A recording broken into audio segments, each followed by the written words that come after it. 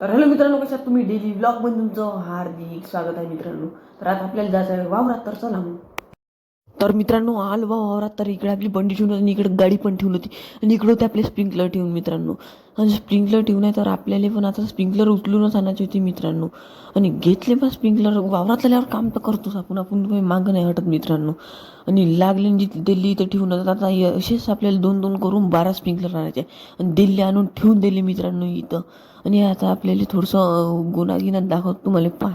तर हो आपला गुन्हा होईल मित्रांनो. गुन्ह्याहून तर तुम्हाला समजतेच का आज आपल्यावर कापूस विषय आहे बा म्हणून.